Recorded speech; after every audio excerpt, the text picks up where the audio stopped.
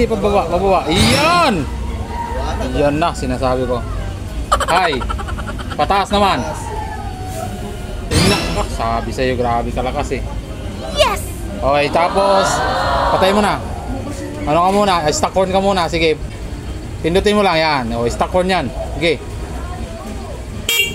Sige, sige pa. Sige, di pindutin mo yon. May loudon ka na. O yan, PR yan.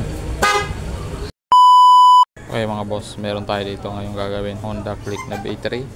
So magpapalit tayo ngayon ng left handle switch kasi mapansin nyo stock yan.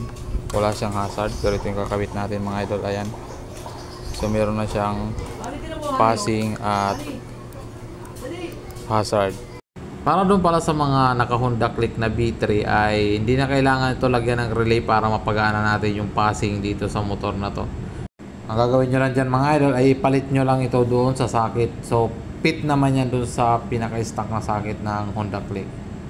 Bago tayo magsimula mga idol, pakita ko muna sa inyo yung relay na gagamitin natin dito sa motor. So ito ay Denso na 4-pin. So maliit lang ito idol pero pwedeng pwede yan. So ito yung kakabit natin, Ranger na 50 watts.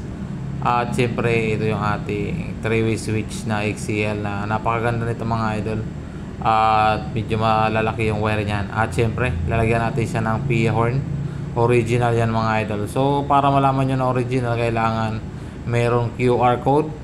Yun lang, tara simulan natin. Okay mga idol, so ito na. Ito na, ikakabit muna natin. So since natanggal na natin yung harapan, ito yung socket nya, no?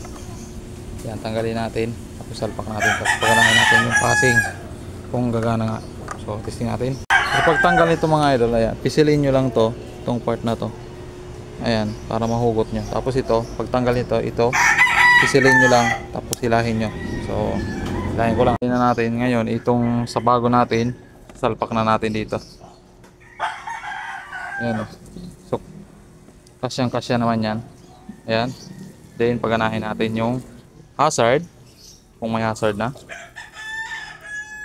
Ay, on muna natin pala. On, switch. Okay, on. Tapos hazard. Yun, working.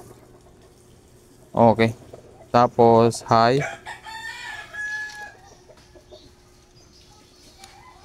Uy, passing, gumagana.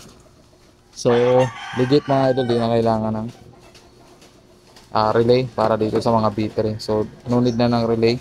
At pagkatapos nga natin may kabit, ito na yung kanyang itsura pagka naikabit na natin at napalitan na natin yung dating stock. At ito naman yung ating dalawang relay para sa busina natin at sa ating MDL. Ayan. So napakaliit lang ng espasyo na makakain. Tapos dito sa dalawang tinabas natin, may tinabas tayo yung konti mga idol para sa ating busina. Sa paglalagyan natin ng busina dyan sa may unahan banda. Ayan. Yan ang pwestuhan ng B3 para tumunog ng maayos yung ating PIA horn. So dyan, magkabilaan yan mga idol. So yung tinabasa natin para may pwesto natin yung pinaka-busina nya. At dito naman sa kanyang battery, kung makikita nyo meron ditong dalawang fuse box. So isingit lang natin yung isa pang fuse natin na nakalagay sa ating MDL at sa kabusina. Ayan, no? So may lagayan yan mga idol, kaya sok-sok mo lang yan dyan. Goods na yan. Andar? Sige. Unahin natin yung hazard muna. Hazard. Iyon. Okay, working. Sige, patayin mo na. Signal light ka, signal light. Okay, kabila. Kabila, okay. Alright. Next natin yung passing. Oh, baba mo lang. Iyon, working. Tapos MDL mo, low. MDL, baba. Iyon! Iyon na, sinasabi ko. High. Pataas naman. Inak, sabi sa'yo, grabe ka lakas eh. Okay, tapos patay mo na. Ano ka muna? Stock corn ka muna, sige. Pindutin mo lang yan. O, stock corn yan. Sige. Sige pa. Sige, di pindutin mo yon. May loudon ka na. O yan, PR yan. Sige, pindutin mo, lakasan mo. Lakas, di ba? O, yan, okay na. Oh, hi ka muna. Goods, alright.